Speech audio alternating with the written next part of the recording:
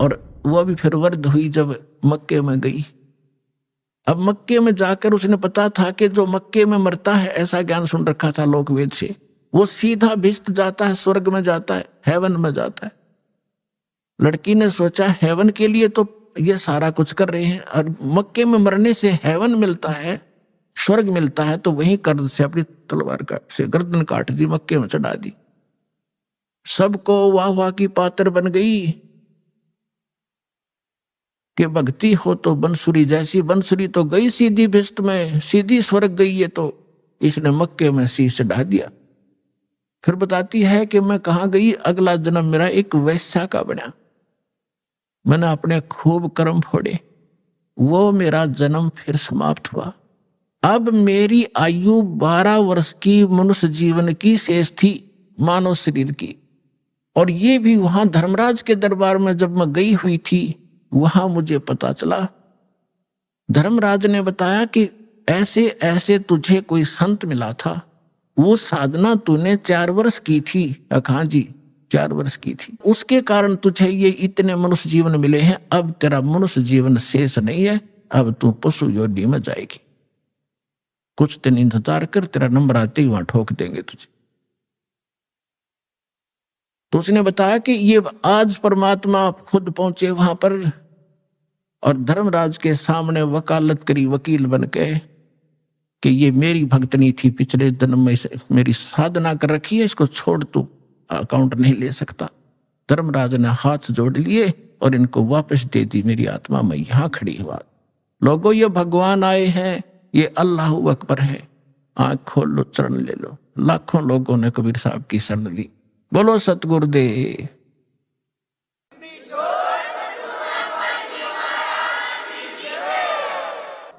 और उस लड़की ने कहा मैं आज से अपने पिता के साथ रहूंगी, मेरा जीवन शेष नहीं था। आज इस दाता ने मेरे को मनुष्य जीवन अपनी शक्ति से एक्सटेंड किया है। समर्थ का शरणाग हो, रंग होरी हो, भाई कदे न हो काज, राम रंग होरी हो। ऋग्वेद मंडल नंबर 10 सूक्त 161 मंत्र 2 कबीर साहब के ऊपर खरा उतरता है। तो who is God? Kabir is God. और कितनी कथा सुनाऊं आपको इस समर्थ भगवान की। और कृष्ण जी की हम एक कथा गाया करते थे, उसने सुन सुनकर भगवान मान लिया। तो कबीर साहब समझाया करते थे, बंधन काटे विपत में, कठिन कियो संग्राम, तीनों रे नर प्राणिया, वो गरुड़ बड़ो के राम। परमात्मा समझाया करते थे उसमें कि तुम श्री राम को भगवान बताते हो, और जब तुम्हारी कथा में है रामायण में कि श्री रामचंद्र जी को, रामचंद्र जी के ऊपर पूरी सेना के ऊपर नाग फांस का एक हथियार छोड़ दिया था। सारी की सारी सेना नाग फांस में आ गई थी, यानी इतने सर्प हो गए थे, सभी सेना को ऐसे हाथों से और चारों तरफ लपेट के बांध दिया था, इंक्लूडिंग लक्ष्मण एंड श्री राम। और ऐसे खड़े थे, ऐसा है हुए सारे, जैसे ईंख बांध दिया करें। और सारी सेना खड़ी खड़ी देखा कि काटेंगे ये सारे राक्षस हमें। तब नो कहे हैं कि गरुड़ से पुकार करी गई। गरुड़ वो पक्षी जो श्री रामचंद्र विष्णु जी का वाहन बताते हैं। गरुड़ आए, गरुड़ ने फिर उनके नाग काटे, सारे नाग मार दिए। जब भगवान श्री राम बंधन मुक्त हुए, परमात्मा कहे फिर बंदी छोड़ कौन होया? गरुड़ हो गया, तेरे राम का भी बंदी छोड़। काटे बंधन विपत में, वो कठिन कियो संग्राम, तीनों रे नर प्राणिया, ये गरुड़ बड़ो के राम। एक गोवर्धन पर्वत को उठा लिया श्री कृष्ण जी ने, तुमने भगवान मान लिया। गोवर्धन श्री कृष्ण धारो, द्रोणगिरी हनुमंत, शेष नाग सब सृष्टि उठारा, इनमें कौन भगवंत। क्या एक पहाड़ को उठाने मात्र से भगवान की संज्ञा में ले लिया, समर्थ मान लिया तुमने? तो तुम्हारी कथा तुम लोकवेद सुनाते रहते हो कि शेषनाग ने सारे ब्रह्मांडों को सिर पर रख रखा है। फिर और हनुमान जी ने द्रोणागिरी उठा लिया था, इनमें कौन सा भगवान? ये भगवान की पहचान नहीं, जो तुमने पैमाना ला रखा है, ये भगवान मापन का नहीं है। फिर कहते हैं समुद्र पाट लंका गयो, यो सीता को भरतार, अगस्त ऋषि ने ये सातों पी लिए, इनमें कौन करतार। ओए होए, ऐसे सटीक प्रमाण दे रखे भगवान ने, फिर भी हमारी आंखें नहीं खुली, क्योंकि हमारी बुद्धि काल के प्रभाव से इतनी दबी हुई थी। परमात्मा ने कहा कि तुम्हारी बात बड़ी करता हूं कि श्री रामचंद्र जी ने समुद्र पर पुल बनवा दिया, इसलिए आप उसको भगवान मानते हैं। वैसे तो यह कहानी न्यारी है, दास बताता रहता है। ये खुद भगवान कबीर साहब गए थे एक महात्मा मुनिंदर के रूप में, और इनकी अर्ज पर एक पत्थर को, एक पहाड़ को हल्का कर दिया था, चारों तरफ रेखा खींच दी थी कि फ्लोटिंग हो गया है, अरे ले जाओ पुल बांध लो। श्री राम के बस का ना था समुद्र पर पुल बनाना।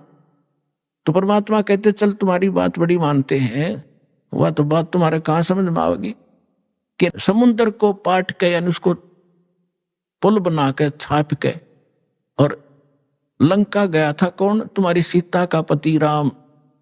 अगस्त ऋषि ने तुम आप बताओ सातों पीढ़ी घूट में, तो इनमें कौन सा भगवान? जबकि श्री रामचंद्र जी तो 3 दिन तक समुद्र में खड़े होकर याचना कर रहा था, मैंने रास्ता दे दे, फिर भी ना रास्ता मिला। और अगस्त ऋषि ने एक घूंट में सारे पी लिए थे, फिर वापस भर दिए। अगर ये इस तरह के अटपट से तुम भगवान को प्रसिद्ध करना चाहते हो तो यूं भी साधना होता तुम्हारा। तो पुण्यात्माओं, सौभाग्य आपका, आपको यह तत्व ज्ञान प्राप्त हो रहा है। इसको तत्व ज्ञान कहते हैं। तो निष्कर्ष निकाला जाओ सारी कथाओं का। ये जड़ी बूटी तो सबने पता था, या तुलसा है या फलानी है या है, तो उनकी जड़ी उसका जो औषधि बना वो है वैद। तो ये दास है इस अध्यात्म मार्ग का वैद, और जड़ी बनाकर भगवान डर गए थे सतनाम और सारनाम की, जो आज दास के समझ में आ गई, और उसका परिणाम आप देख रहे हो। लाखों लोगों का रोग नाश हो गया, घर में वृद्धि होने लगी, अन्य संतान को संतान मिल रहा है, रोग निरोग हो रहा है, और फिर ज्ञान ऐसा प्रबल आत्मा को गदगद कर देता है।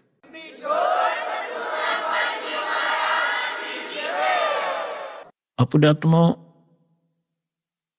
धर्मदास जी को परमात्मा ने तो थोड़ा उदाहरण दिए थे दास ने, क्योंकि वो तो भगवान थे, अपने बारे में कहे तो ना समझ में आओ। इसीलिए एक गुरु की, एक दास की आवश्यकता होती है जो आत्मा और परमात्मा का मिलन करवावे। तो ये दास है इस विश्व में परमात्मा से मिलाने वाला, सच्चा ज्ञान बताने वाला, और काल के बंध से छुड़वाने वाला।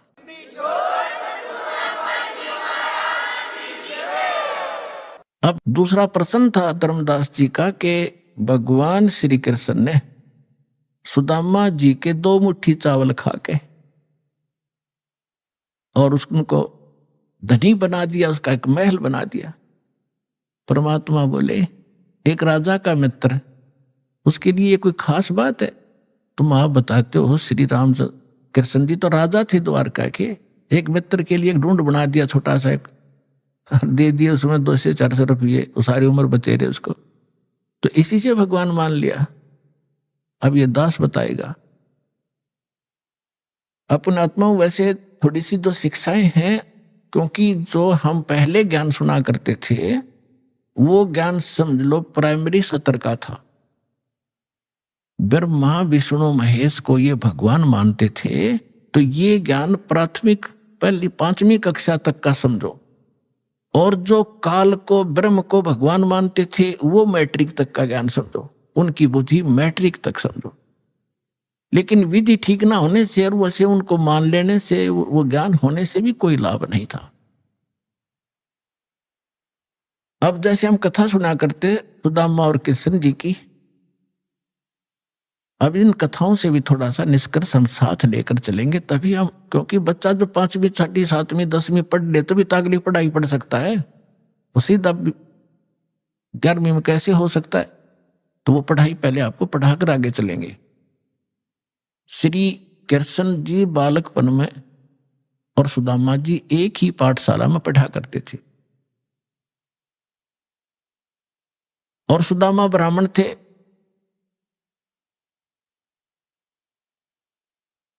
और ब्राह्मण भगवान के ज्ञान से अवश्य परिचित होते हैं। उनको ये मालूम होता है कि जो जैसा कर्म किया हुआ है वैसा ही फल मिलता है।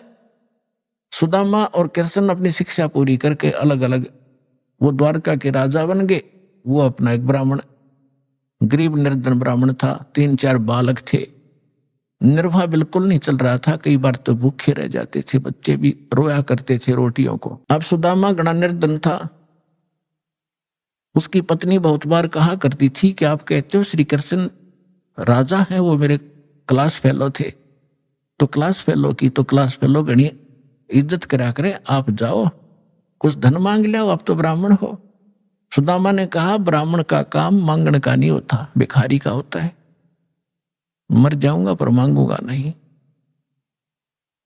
लेकिन उस मिश्राणी के घड़ा कहने से, बार बार कहने से वो विवश हो गया कि चल या कहती हो तो मैं चला जाता हूं पर मांगू कति नहीं। वो कहा करता था सुदामा कि मेरे भाग में नहीं है, मैंने पिछले जन्म में धर्म नहीं करा, कोई पुण्य नहीं करा, जिस कारण से मैं निर्धन हूं। अगर मैंने दान किया होता मैं निर्धन नहीं होता, और आज मुझे ज्ञान है तो मेरे पास धन नहीं, मैं तो दान कर दूं। अब जब वो चलने लगा, जैसे आज आप जी भी जाते हो कि रिलेटिव के पास, मित्र के पास कुछ फल ले जाते हो, तो पहले कोई कसार ले जाया करता था, कोई चावल भून के ले जाता था। तो ऐसे वो कुछ चावल बांध दिए अकेले, और तो हमारे पास कुछ है नहीं, अपने मित्र के पास यही ले जा। और फटे पुराने कपड़े जैसा भी है वो वहां चले गए। अब श्री कृष्ण जी ने उसकी हालत देखी, पूछा कि आओ मित्र, बहुत दिनों में मिले और क्या हाल है परिवार का। तो सुदामा जी ने कहा जी ठाठ है, भगवान की दया से कोई कमी नहीं किसी वस्तु की। लेकिन वो तो समझ गए थे, जिसी बालक थोड़े थे श्री कृष्ण जी, 3 लोग के मालिक हैं, वो समझ गए कि तो दुखी गणा हो रहा है। 7 दिन रखा वहीं पर कि बैठो, नहाओ धो, रोटी खाओ, अपने हाथों उनके शरण दोहे मित्र गए। अब 7 दिन के अंदर विश्वकर्मा को बुलाकर वहां महल बना दिया, पीछे थे, धन दे दिया, एक मेरे मित्र के पास भेज दो और उसको आजीवन धन दे दो। अब उधर से सुदामा जब चलने लगा, 7वें दिन के मित्र में जाता हूं, बच्चों की याद सता रही है। अच्छा जाइए। उसके कपड़े सफेद बढ़िया बनवा दिए, धोल वो पहना दिए उसको। लेकिन चलते समय भी ये नहीं कहा कि मैं कुछ लेने आया था। लेकिन मन में दोष जरूर आ गया थोड़ा सा कि काहे का मित्र है, इसको नहीं पता मेरी क्या हालत थी, और मेरे से पूछा क्या हाल है, इसको खुद सोचना चाहिए था। ये इतना दोष आया था। रास्ते में क्या हुआ कि बदमाश लोगों ने देखा कि वो सेठ आवा है, अच्छे काचे कपड़े पहन रहा, नए नए, उसको जाते ही पकड़ लिया। वह कपड़े भी उतार लिए सारे, जेब में कुछ था ही नहीं, वो उठा ले गए। अब फिर उसके मन में आई कि भाई गलती करी मैंने, मित्र का की आलोचना करी, जिसकी सजा मुझे ये मिल गई। क्योंकि हम भगत आत्मा इसी हिसाब ला लिया करन तुरंत। तो अब लंबी कहानी ना कहूं, दास ने उसने आकर देखा कि महल बना है, बड़ा खुश हुआ, लेकिन मांगा नहीं। इसको ब्राह्मण कहते हैं। अरे ये ब्राह्मण इतने जर्दे तेरे नहीं हो जाएगा, तेरे पर करड़ाई आने वाली है, ये कर दे, फलान कर दे, श्राद्ध निकलवा ले, मेरी दक्षिणा इतनी दे दे, ये ब्राह्मण नहीं है।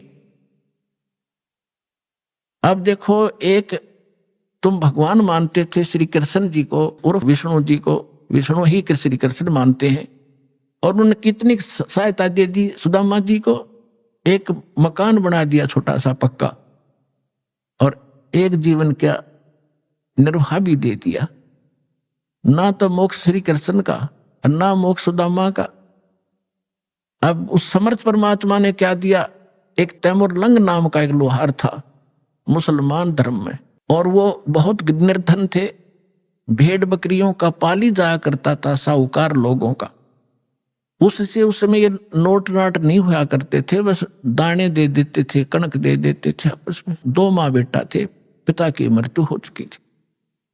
इतना निर्धन थे कि बस हैंड टू माउथ ही थी। उसकी माता बड़ी भाग्यवान थी, बहुत धार्मिक व्यक्ति की थी। कोई भी रास्ते चलता व्यक्ति आ जाता था, उसके घर पे खाना खाए बिना जान नहीं देती थी।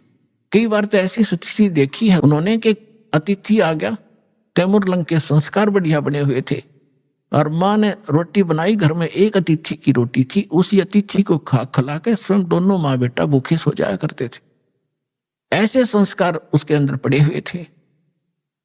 और ये पिछले जन्मों से परमात्मा के हंस थे तैमूर लंग भी, लेकिन हम बीच में गलती कर जाते इसलिए भटकते रहते। एक दिन तैमूर लंग बकरियां चरा रहा था साहूकारों की, स्वयं पाली बनकर, और जो खाना लेकर गया था घर से वो खा चुका था। अब परमात्मा उसी समय जिंदा महात्मा का रूप बनाकर उस पाली के पास पहुंच के तैमूर लंग के पास वृक्ष के नीचे बैठा था। बकरियां चर रही थी, कुछ वृक्षों के नीचे बैठी थी।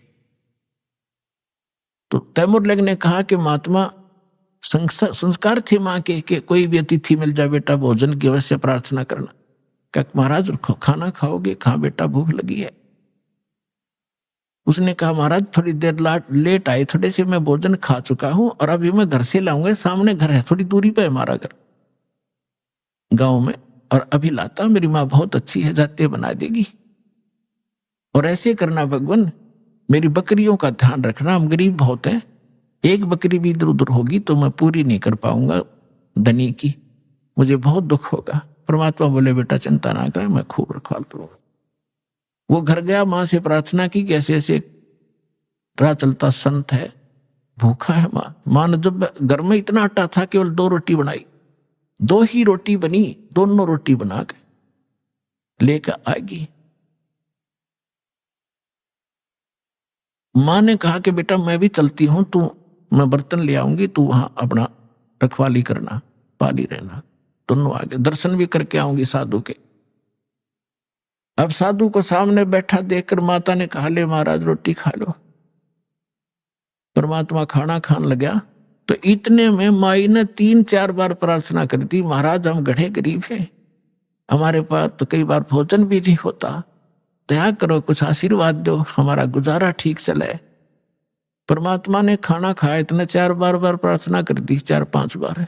परमात्मा खड़े हुए, एक बकरी बांधन की बेल पड़ी थी, पतली सी लोहे की बेल होती है जैसे पशु बांधा करें, उसको ऐसे 4 बार मोड़ लिया, वह इतनी रहेगी। रोटी खा के पानी पी कर लोटा खड़े हुए साधु, और उस लड़के के सिर पर हाथ धर के कड़म मारी, 7 मारी, 7 सांगल वो बेल मारी कड़पे, 1 2 3 4 7 तक गिनी।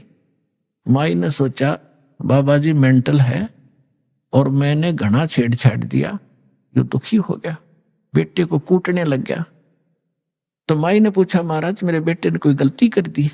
अक नहीं माता, तेरे बेटे को 7 पीढ़ी का राज दे दिया मैंने, 7 पीढ़ी का राज बख्श दिया है, और उसके बाद तेरा राज टुकड़ों में बट जाएगा। माई ने सोची बाबा सचमुच मेंटल है, फिर मारी थी बच्चे का 5-4 मुक्के, 1-2 लात मारी कि ये लात मुक्के इसलिए मारे हैं, फिर तुम्हारे टुकड़ा में राज बट जाएगा। तैमूर लंग से लेकर औरंगजेब तक दिल्ली की राजधानी पर, राजगद्दी पर तैमूर लंग के वंशजों ने 7 पीढ़ी ने राज किया। औरंगजेब के बाद ये टुकड़ों में बट गया था, इतिहास गवाह है।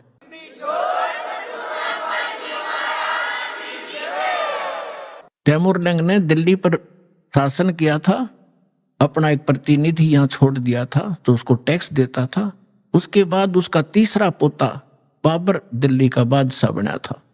उसके बाद कंटिन्यू आप इतिहास देख लेना, विचलित ना होना, 10-2 शब्द बोलेगा वो ऐसे समझ लेना जैसे तहसील में रजिस्ट्री होया करे, कोई धोखा नहीं पावे। अब ये बना कैसे? अब माई ने सोचा तो पागल था, और उसी समय अंतर ध्यान हो गए उनके सामने से। तो माई ने सोचा बाबा जी था तो शक्ति वाला, पर जो नौका तेरे बेटे को 7 पीढ़ी का राज दे दिया, या गले ना उतरी बात। अब तैमूर लंग क्या किया करता था, लोहार था ही, ये एक्स्ट्रा जॉब भी करता था पाली जाने की गरीबी के कारण। उधर से एक लोहार के एरन पर चोट लगाता था, ओवर टाइम करता था शाम को आकर के। वो उसको थोड़ा बहुत और अन्न दे देता था महीने 2 महीने में, इससे वो गुजारा करे थे। तो जिस अहरन पर वो चोट मारने के लिए उस लोहार के पास जाता था, लोहार अपनी कोई औजार बनाता था तो वो घंट चलाया करता था, घंटे 2 घंटे शाम को। लोहारों के पास इसी समय शाम को ज्यादा कार्य होता था। तो एक दिन परमात्मा उसी जिंदा महात्मा के रूप में तैमूरलंग को दिखाई दिए स्वप्न में, और कहा बेटा वो एरन मोल ले लो तुम, जहां तू सर्विस करने जाता है और टाइम करता है, वो एरन मोल ले ले। तो उसने कहा महाराज हमारे पास तो पैसा नहीं, कि ऐसा कर तू उधार पर ले लेना, और उसके नीचे घना धन दाब रखा मैंने, हीरे मोती जवाहरात सोना, और उसको धीरे धीरे प्रयोग में लाना, किसी को पता ना लगने देना, ना दुनिया लूट लेगी तेरे से, और ये काम मैं करूंगा, तू उसे उधार की बात करना, वो उधार दे देगा, ये मेरा काम। परमात्मा जब सौदा बनाता है दोनों तरफ खड़े हो जाते हैं। उधर से उस लोहार के मन में प्रेरणा प्रबल कर दी कि ये स्थान थोड़ा है मेरे लिए, बाहर मेरा एक और प्लाट है बढ़िया, यदि इसको कोई ले ले मोल तो मैं इसने बेच दूं, मैं वहां बना लूं, एहरन डाल लूं। प्रबल प्रेरणा। उधर से जाके सुबह उठा, उसने अपनी माँ से बताया कि माता ऐसे ऐसे मैंने गुरु वो महाराज जी दिखे थे, वो जो जंगल में मिले थे, रोटी खाई थी, मेरे सांकल मारी थी, बेल मारी थी। उसकी माँ बोली बेटा दिखे मुझे भी थे स्वप्न में आज ही, पर मैं कुछ शब्द समझ नहीं पाई वो कहे क्या रहे थे। तैमूरलंग बोला मैं बताता हूं, मेरे याद है, उन्हें ऐसे ऐसे बता। तो कहने लगी बेटा महात्मा तो शक्ति वाले थे, हमें एकदम अंतर ध्यान हो गए थे, पर वो पैसा तो है नहीं बेटा, लेंगे कैसे हम उसको। तो उन्होंने समाधान बताया है कि आप उधार कर की बात करो। माँ बोली देख ले बेटा ट्राई करके। तो उसने जाके तैमूरलंग ने कहा कि भाई मैं एक अर्ज करता हूं आपसे, ये मैं भी गुजारा कर लूं, मैं भी लोहार हूं, आप भी लोहार हो, और मुझे एरन दे दो ये। वो बोला पैसे कब देगा तू? एरन वाला बोला कि अभी तो है नहीं, मैं कुमा के दे दूंगा। पक्की बात? पक्की, 1 साल में दे देना। हाँ 1 साल में दे दो। अब पे कवा दी परमात्मा ने।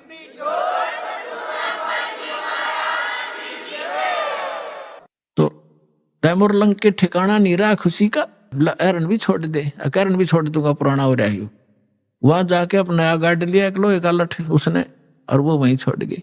माँ बेटा ने चारों तरफ 4 द्वारी बनाई, कच्ची ईंटें बना बना कर कुछ, उस पर एक झोंपड़ी सी डाल ली और एरन बाहर रख लिया। नीचे से खोदा तो नो का नो धन पाया उसने। अपने आत्माओं उस समय जब ये पाली जाया करता था तैमूरलंग, उस समय उसने एक घटना देखी थी जो उसके हृदय को छू गई थी, वो मिट नहीं रही थी हृदय से।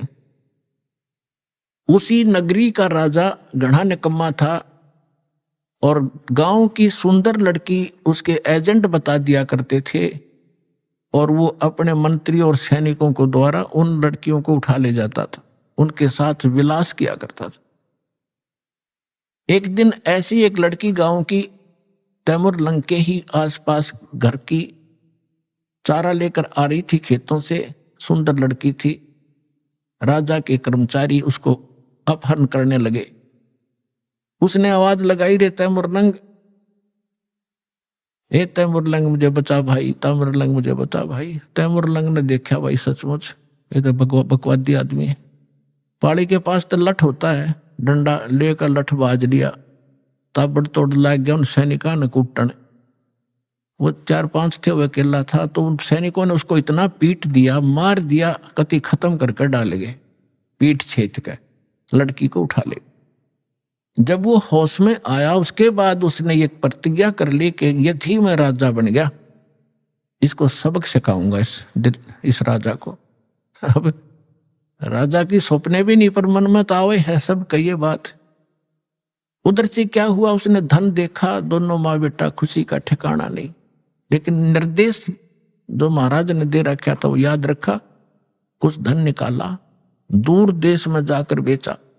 वहां से क्या किया उसने, घोड़े लाया, पहले घोड़े लाया, घोड़े लाकर बेच दिया, क्यों उधर घोड़ों का व्यापार ज्यादा होता।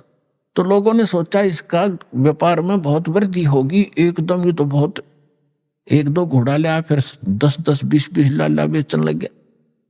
उधर से उसने क्या किया, अपने आसपास के जवान लड़कों से कहा कि भाई देखो, ये राजा बहुत निकम्मा है, ये अपनी बहन बेटियों के साथ ऐसे करता है, ये टैक्स भी बहुत लेता है।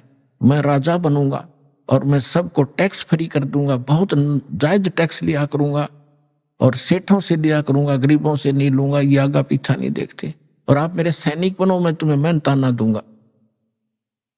अब लोहार था, लोहार के बच्चे कुछ रिश्तेदारों के इकट्ठे करके जंगल में तलवार बनाने का कारखाना बना लिया, ढाल और तलवार और घोड़े ले आया, सेना तैयार कर ली। कुछ दिनों के बाद उस राजा पर आक्रमण कर दिया। भगवान की रजा होती है, वचन फलता है भगवान का जो निर्धारित होता है। सुबह सुबह जाकर चारों तरफ से किला घेर लिया उस राजा का और कहा कि या तो सरेंडर कर दे ना युद्ध के लिए तैयार हो जा। अब राजा ने कहा कि सैनिकों, वजीर देखो क्या है, क्या हो गया। वजीर ने ऊपर चढ़ के किले पर देखा कि बाहर इतनी सेना खड़ी है राजन, अपना सरेंडर करने में हित है। 500-400 सैनिक थे, दिखे 5000। परमात्मा की रजा, समर्पण कर दिया राजा ने, सरेंडर कर दिया और राज प्राप्त किया।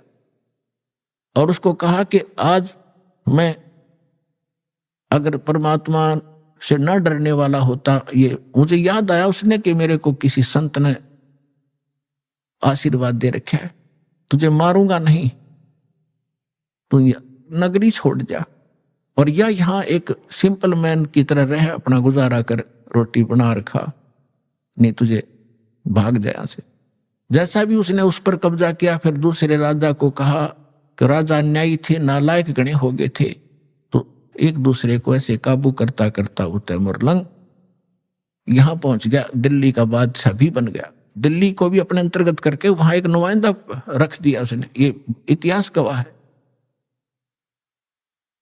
तो तैमुरलंग ने जब ये शासन सारा पा लिया, तब परमात्मा फिर मिले। ऐसे शिकार में वो गया हुआ था, कहने लगा रे निकम्मी आत्मा। वो बैठा था तो वहां उसने बहुत सुंदर कपड़े पहन रखे थे तैमुरलंग ने, बहुत, यानी 2.5 रुपए की कीमत थी उसके पूरी ड्रेस की। उस समय के 2.5 और आज के 25,000, ये समझ लो। तो परमात्मा वहां खड़े थे, उनका वहां खाना खुना सैनिकों का हो रहा था, शिकार के लिए राजा गया हुआ था, वहां बैठा था।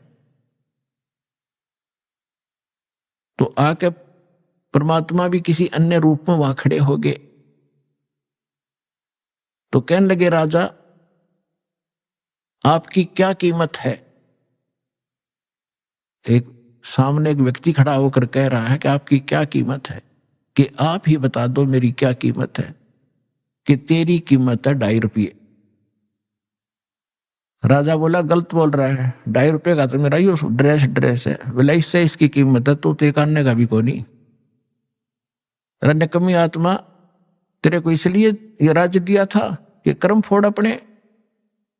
परमात्मा ने वो रूप बना लिया, जो वो दिन भूल गया तू एक बकरी चराता फिरता था, गिड़गिड़ा रहे थे, आज भूल गया भगवान को, चरणा में पड़ गया। उसी समय अपने बेटे पोतों को देकर राज और लेकर दीक्षा और फिर से भक्ति शुरू करी। तो पुण्यात्माओं, सुदामा को एक ढूंढ बना दिया, एक छोटा सा मकान वो दे दिया, 1 साल एक जीवन का गुजारा, तो क्या अमर हो गया वो। 7 पीढ़ी का राज दे दिया कबीर साहब ने, एक रोटी खा के, और फिर मोक्ष दिया उस प्राणी को। ये न्यारी ताकत है कबीर भगवान की। बोलो सतगुरुदेव।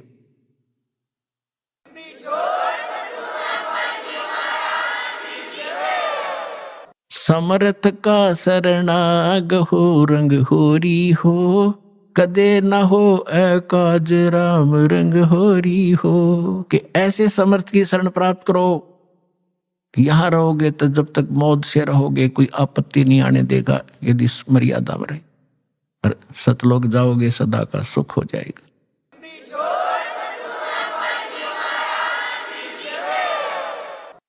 परम पिता परमात्मा पूर्ण ब्रह्म, सारी सृष्टि के रचनहार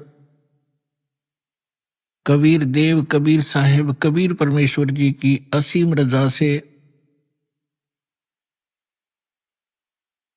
आप सभी पुण्यात्माएं सत्संग सुनने के लिए उपस्थित हुए। जिस प्राणी के बहुत ही अधिक पुण्य उदय होते हैं वो मानव शरीर प्राप्त करते हैं, और जिन मानव शरीर प्राप्त प्राणियों को सत्संग प्राप्त होता है वो बहुत ही शुभ संस्कारी हंस होते हैं। सत्संग में आने से प्राणी को ज्ञान होता है कि आप कहाँ रह रहे हो, आपके जीने का उद्देश्य क्या है, मनुष्य शरीर किस लिए प्राप्त हुआ है। आप आज मानव शरीर प्राप्त हैं और आपको कितनी सुविधाएं प्राप्त है। अन्य पशु पक्षियों को आप देखते हो, कभी ध्यान भी नहीं देते कि ये इतने दुखी क्यों हैं। गर्मी और सर्दी, वर्षा और ओले गिरते हैं, ये सारा जीवन ऐसे ही प्राकृतिक आपदाओं को सहन करते करते मर जाते हैं। आप जी ने ये सोच रखा है कि ये तो ऐसे बनते रहेंगे और हम मनुष्य हैं, मनुष्य ही बनते रहेंगे। ऐसा नहीं है। ये भी कभी मानव थे, ये भी कभी मनुष्य थे, और इनको तत्वदर्शी संत सतगुरु मिले नहीं। ये भी अपने अनमोल मनुष्य जीवन को ऐसे ही व्यर्थ कर गए जैसा कि हम सतगुरु प्राप्ति से पूर्व कर रहे थे। तो आपका बहुत सौभाग्य है कि आपको यह ज्ञान मिला, सच्चा भगवान मिला, और जिस नाम को अभी तक बहुत ही गुप्त रखा हुआ था वो आपको सतनाम मिला। अब परमात्मा ने कसर नहीं छोड़ी आपके ऊपर रहम करने की। अब आप इस रजा को बना के रखना, भूल मत जाना और गफलत ना करना। जो भी जिस भी समुदाय में जन्मा है अपने पर उसी कर्म को, उसी साधना को सत्य मान रहा है, और यही सबसे बड़ी भूल है इस प्राणी की। क्योंकि साधना कौन सी ठीक है, ज्ञान कौन सा ठीक है, भगवान कौन पूर्ण है, ये जानकारी का कोई आधार बनाकर हमने चलना पड़ता है। अपनी अपनी डफली, अपने अपने राग से अब काम चलेगा नहीं। परमेश्वर ने स्वयं आकर के जो निर्णय दे दिया, पहले तो आप जी को ये प्रूफ कर दिया गया है कि परमात्मा कौन है। इसमें तो कोई शंका रही नहीं कि हु इज गॉड, कौन है परमात्मा। Kabir is God. Who Kabir, कौन कबीर। हम सुल्तानी नानक तारे दादू को उपदेश दिया, जात जुलाहा भेद न पाया वो काशी महे कबीर हुआ। अनंत कोटि ब्रह्मांड का एक रति नहीं भारे, सतगुरु पुरुष कबीर हैं ये कुल के सिरजनहार। ये भी बता दिया उन महापुरुषों ने जिनको भगवान मिले कि काशी के अंदर जो धानक रूप में, दुल्हे रूप में रहा करते थे, जिसको हम एक कवि माना करते थे, वो पूर्ण परमात्मा है। वो अनंत कोटि ब्रह्मांड के सृजनहार हैं, सबके पालक हैं, और वो हमारे सबके पिता है। नानक साहब जी कहते हैं, फाई सूरत मलुकी वेश ए ठगवाड़ा ठगी देश, खरासियाना भोता भार। ये धानक रूप रहा करता। ये 24 नंबर पृष्ठ श्री गुरु ग्रंथ साहिब में लिखा है, अंकित है। फिर श्री गुरु ग्रंथ साहिब के 731 पृष्ठ पर लिखा है, अंधुला नीच जात परदेसी मेरा, हिल आवे तिन जावे, और जाकी संगत नानक रहंदा क्यों कर मोंडा पावे। फिर 721 पृष्ठ पर लिखा है श्री गुरु ग्रंथ साहिब जी के, एक अरज गुप्तम पेश तोदर कौन करतार, हक्का कबीर करीम तू बेऐब परवरदिगार। फिर अन्य महापुरुषों ने जिनको परमात्मा मिले उन्होंने यही बताया है। दादू साहब जी कहते हैं, जिन मुझको निज नाम दिया सोई सतगुर हमार, दादू दूसरा कोई नहीं ये कबीर सिरजनहार। और भी जितने महापुरुष हुए हैं उन्होंने परमात्मा कबीर जी को ही परमात्मा बताया। हमारे वेद भी परमात्मा को कबीर देव कहते हैं, कबीर साहब कहते हैं, और कुरान शरीफ के अंदर उनको अल्लाह अकबर, अल्लाह कबीर कहा है। तो कहने का भाव ये है कि वो कबीर इज गॉड। और गीता के अंदर, गीता अध्याय नंबर 4 के श्लोक नंबर 32 और 34 में स्पष्ट किया है कि वो परमात्मा अपने मुख कमल से यथार्थ ज्ञान बोलता है, उच्चारण